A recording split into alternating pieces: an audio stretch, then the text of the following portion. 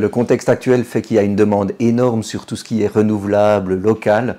Quant aux de grandes questions autour de l'approvisionnement énergétique et aussi, est-ce qu'on pourra toujours approvisionner nos clients? Il faut savoir que le thermoréseau, quand il a été pensé dans les années 90, l'idée était de raccorder environ 100 bâtiments à travers Port-Rentruy. Finalement, mais on était dans un contexte différent, le mazout était à une vingtaine de francs les 100 litres, contre peut-être 150 aujourd'hui, donc le contexte était complètement différent. Et vraiment l'idée, déjà ambitieux, c'était de dire on va raccorder 100 bâtiments.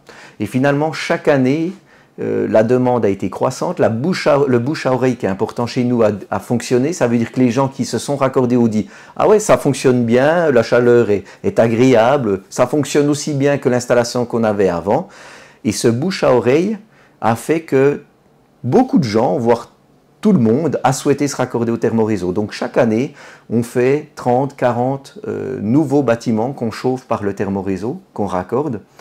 Et ça, ça fait 23 ans que chaque année, on fait toute une série de raccordements à chauffer en plus. C'est comme ça qu'on atteint aujourd'hui quasi le chiffre de 550 bâtiments. Quand on passe dans une rue, souvent entre 80 et 90% des bâtiments se raccordent au thermoréseau de Port-Rentruy. Et bien sûr, depuis fin d'année passée, début de cette année, avec le contexte économique et énergétique qu'on connaît, eh bien les téléphones sont nombreux pour savoir si les gens peuvent passer au thermoréseau ou pas.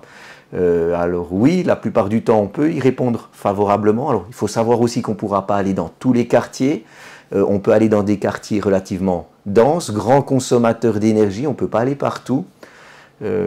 Par contre, il y a un certain délai d'attente. C'est vrai qu'aujourd'hui, entre l'approvisionnement en matières premières, les ressources humaines, il y a un certain nombre de raccordements par année qu'on ne peut pas dépasser. On peut considérer aujourd'hui que le délai de réalisation de raccordement au thermoréseau peut aller de 6 à 18 mois, suivant le contexte, voire parfois plus long, si nos conduites ne sont pas encore dans le quartier.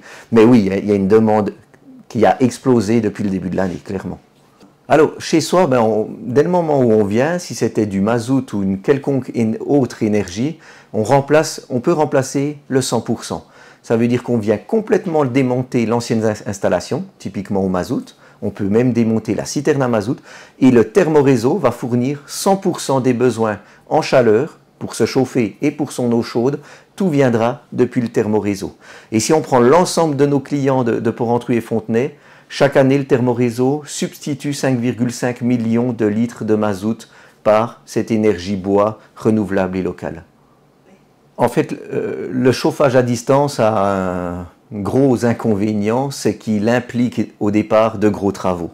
On doit construire une centrale, c'est une chose, mais on doit surtout construire un réseau à travers tout Port-Rentruy. Ça veut dire creuser dans la route, enterrer à 1 mètre sous terre des conduites, refermer. Donc ça, c'est quand même un des inconvénients qu'il faut relever. Ça nécessite des travaux, mais qui sont supportables. Sur la durée de vie d'un chauffage, c'est quelque chose d'assez anecdotique finalement.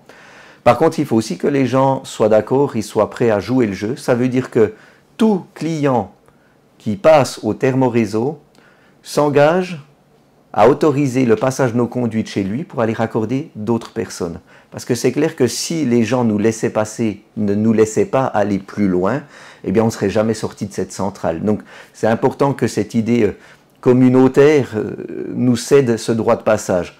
On vous raccorde, mais vous acceptez qu'on puisse aller raccorder aussi d'autres bâtiments depuis chez vous. Mais à l'inverse, bien sûr, vous êtes chauffé par le thermoréseau, parce qu'en amont, des gens nous ont laissé passer par chez eux. Donc cette idée-là communautaire, malheureusement aujourd'hui le chauffage à distance Wi-Fi n'existe pas encore. On est encore obligé de tirer des conduites pour pouvoir amener l'eau chaude jusqu'auprès de nos clients. Alors jusqu'à il y a peu, la majorité des bains thermaux en Suisse étaient chauffés par du fossile.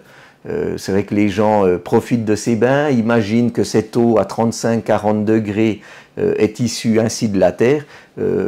C'est assez rare finalement ceci. Alors ces dernières années, on a converti une bonne partie de ces bains aussi, on cherche à avoir quelque chose de renouvelable.